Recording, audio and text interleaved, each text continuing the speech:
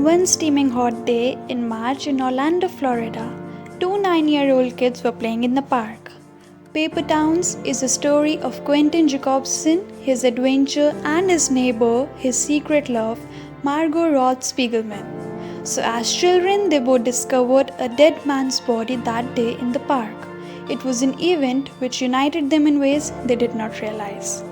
However, they grew apart as they grew up. 9 years later, that is, at the age of 18, Margot jumps to Quentin's window in the middle of the night with black paint on her face. She asks him to help her with 11 missions to get revenge on the people that have hurt her throughout her high school years, including her boyfriend Jace Worthington, who cheated on her. She needs Q's car and assistance in driving. Margot convinces him to take his mother's minivan and help her seek revenge. Margot takes Quentin to an adventure filled with catfish, vandalizing houses and cars with spray paint and fish, breaking into SeaWorld and waxing a bully's eyebrow while sleeping. So after her 11 things get completed, Q gets excited that he and Margot are friends again. But she never comes back to school. Margot had ran away from home. She hates Orlando and calls it a paper town as it was fake and flimsy. And Q believes that she has left him clues to her whereabouts. And he used to calm himself by saying, "I will play out the string. I will not betray your trust. I will find you."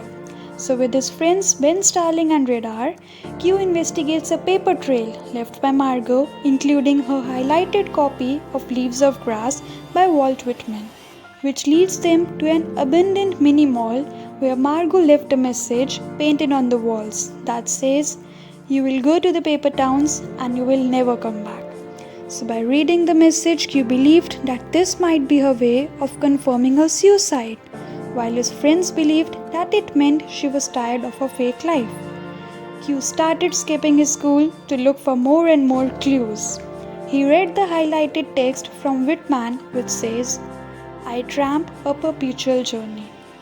He believed that Margot knows the secret of leaving.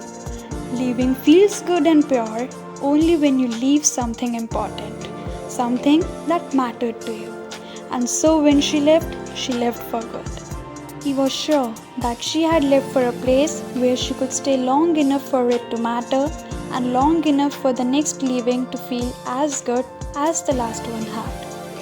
However, on the day of his high school graduation, he eventually discovers that she is still alive by looking at the map of New York, which he found in the abandoned mall.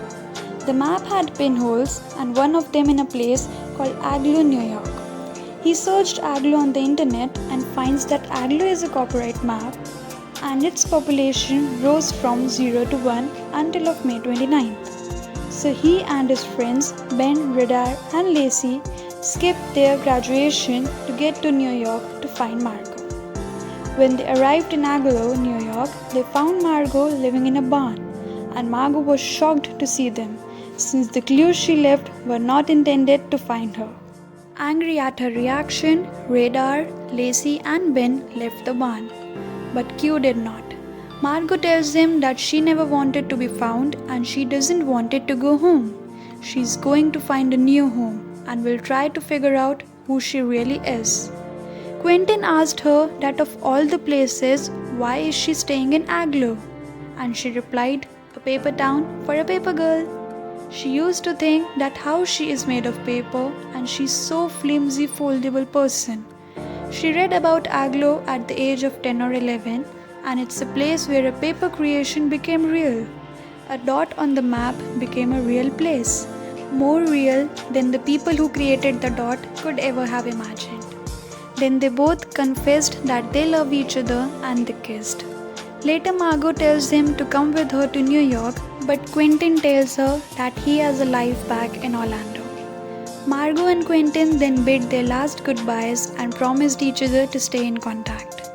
Quentin realized that he had been in love with a girl he doesn't really know, and now that he does know her, he has to let her go.